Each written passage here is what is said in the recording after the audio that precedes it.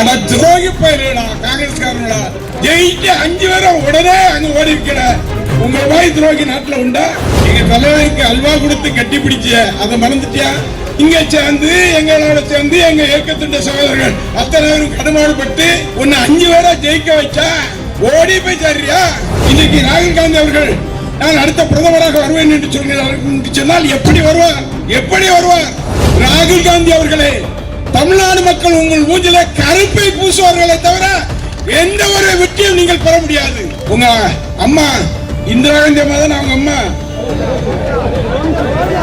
பாட்டியா? சோனியா அவங்க அம்மாவா?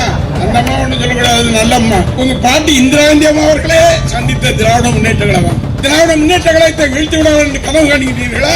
கனவு காணாதீர்கள். எங்களுடைய தலைவர் இருக்கின்றார். தோத்தாலும் சிங்கம் சிங்கம் தான். அது ஏன் ஒருத்தன் புதுசா உழைச்சிருக்கான்? எங்க இருந்தா லாட்டுக்காரன் உழைச்சிக்கிட்டு நம்ம தலைவரே இளந்தலைவரும் தொட்டு பார்க்கான். தொட்டு பாக்குறியா? யார தொட்டு பாக்குற? பேசு, அரசியல் பேசு, அரசியலை செய்யி. எங்களை குறை சொல்லு. நாங்க 1000 கொடுத்தோம் மகளிர் உரிமை தொகை. நாங்க 2000 தருவோம்னு சொன்னோம். நீ 2500 தர்றேன்னு சொன்னா அதை கொடு. இதை விட்டுட்டு எங்க தலைவரை இளந்தலைவரை தொட்டு பார்க்கிறார். பாராளுமன்றத்தில் எப்படியும் வந்து விடலாம் என்று கனவு காணுகின்றாய். பாராளுமன்றம் அல்ல, நகராட்சி தேர்தலில் கூட நீ வர முடியாது.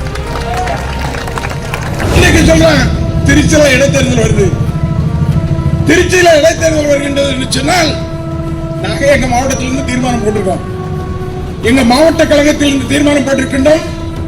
எங்களுடைய கழக தலைவராக இருக்கின்ற நாங்கள் உயிராக நேசிக்கின்ற எங்களுடைய தலைவர் தளபதி தான் நாங்கள் போட்டியிட வேண்டும் என்ற தீர்மானத்தை போட்டிருக்கின்றோம். எங்களுடைய தளபதி போட்டியிட்டார் என்று சொன்னால் இங்க தூத்துக்குடியிலிருந்து ஊர்வலமாக சென்று 5000 பேர் மொத்தமா போவோம் அங்க திருச்சிக்கு.